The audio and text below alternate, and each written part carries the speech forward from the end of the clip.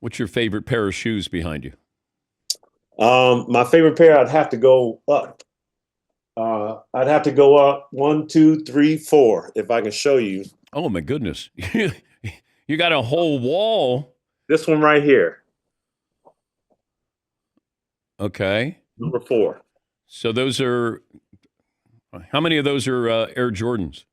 They're 1 through 30. One through 30. uh, Mike sign any shoes that you have? No. Well, what, you wouldn't ask him? um, I haven't. Like, I have a jersey of his hanging on my wall, and I play golf with him regularly. I wouldn't ask him, but I think at some point I should here Yeah. in the future, just for keepsake, just having momentum. And I know he would if I asked him, but But I thought about it, but I haven't done it yet. okay, but if you have them in the back of the golf cart and then, Mike probably sees them and then you go, "Oh, God, yeah, sorry. I thought I was going to leave these in the car." And then you have a Sharpie attached to it. Then all of a sudden, See that I'm a vet right here, DP.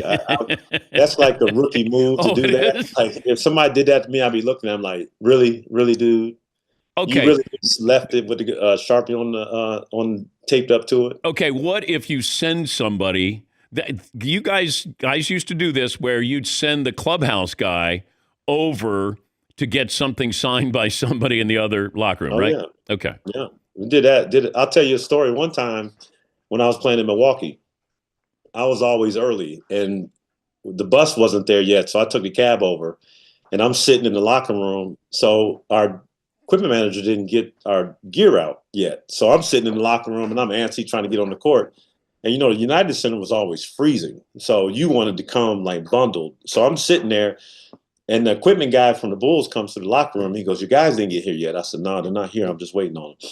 He goes, "Mike's on the other side. He has some stuff. Maybe you want to ask him." And I was like, "Really?" And he was like, "Yeah, but you got to ask him. You got to go in there and ask him."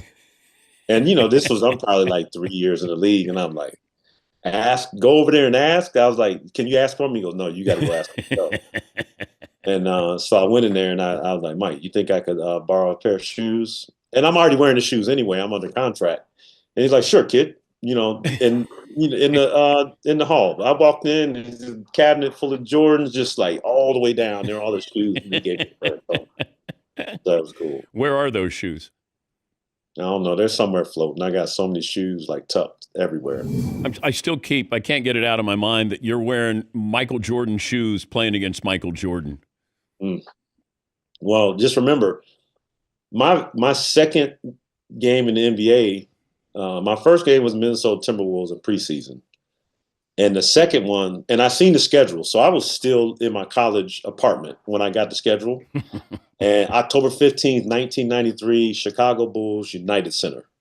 And I'm sitting there, I still got a poster of him on my wall right here in my room. And I'm like, I'm about to play against Michael Jordan.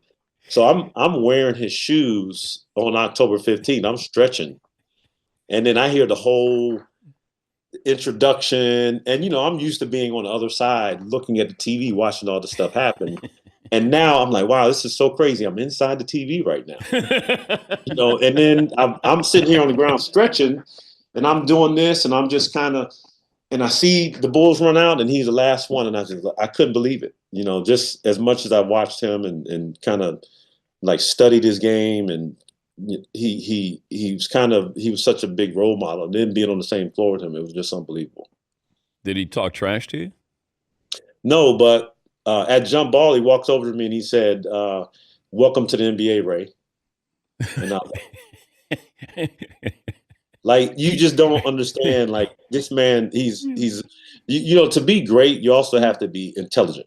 You can't walk around and be oblivious to the things around you. So he knows everybody who's playing against. You study your opponents, you watch the draft, you know who's young and coming to the league. And so as us young players, we're so naive to that idea. You start to realize how much you have to immerse yourself in this game, and you have to know every player in the league. You can't just think that, oh, I'm the best player, I don't care about anybody. You really have to study this game and who's in it.